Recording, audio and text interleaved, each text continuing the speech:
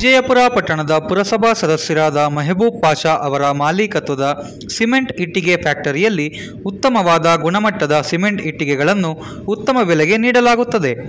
ನಮ್ಮಲ್ಲಿ 4 ಇಂಚು, 6 ಇಂಚು, 8 ಇಂಚು ಸಿಮೆಂಟ್ ಇಟ್ಟಿಗೆಗಳು ದೊರೆಯುತ್ತವೆ. ಒಮ್ಮೆ ಭೇಟಿ ಕೊಡಿ.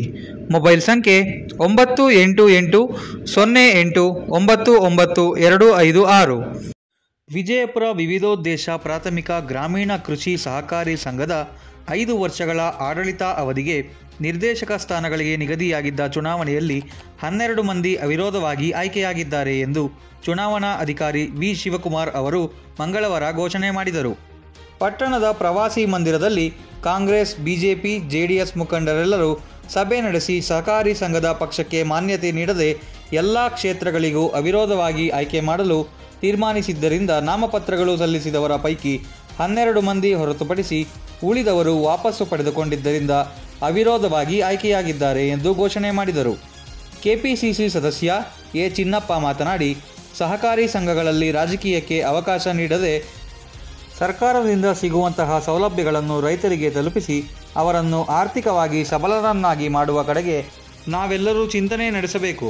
ನಿರ್ದೇಶಕರಾಗಿ ಆಯ್ಕೆಯಾಗಿರುವವರೂ ಸಹ ರೈತರ ಹಿತಕ್ಕಾಗಿ ಕೆಲಸ ಮಾಡಿ ಸಂಘವನ್ನು ಅಭಿವೃದ್ಧಿಯತ್ತ ಕೊಂಡೊಯ್ಯಬೇಕು ಎಂದರು.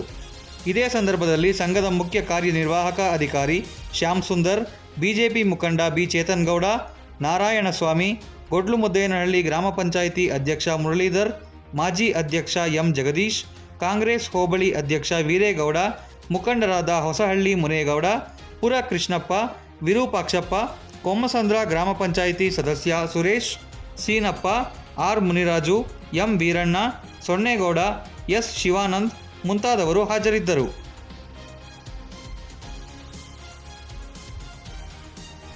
ಇವತ್ತು ಚುನಾವಣೆ ನಡೆದರೆ ಸೊಸೈಟಿಯಲ್ಲಿರ್ತಕ್ಕಂಥ ಹಣವನ್ನು ವ್ಯರ್ಥ ಮಾಡೋದು ಬೇಡ. ಹಾಗಾಗಿ ಒಂದು ಸೌಹಾರ್ದಿತವಾಗಿ ಎಲ್ಲ ಪಕ್ಷದ ಮುಖಂಡರುಗಳನ್ನು ಒಳಗೊಂಡು ಈ ಒಂದು ಚುನಾವಣೆಯನ್ನು ಅವಿರೋಧವಾಗಿ ಆಯ್ಕೆ 12 ಜನ ಅವಿರೋಧವಾಗಿ ಆಯ್ಕೆಯಾಗಿರೋದ್ರಿಂದ ಮುಖ್ಯವಾಗಿ ನಾನು ನಮ್ಮ ಮುಖಂಡರುಗಳಿಗೆ ಧನ್ಯವಾದಗಳನ್ನು ತಿಳಿಸ್ತೀನಿ. ಸತೀಶ್ ಕುಮಾರ್ ಜಿ, ವಿಜಯ ನ್ಯೂಸ್, ವಿಜಯಪುರ.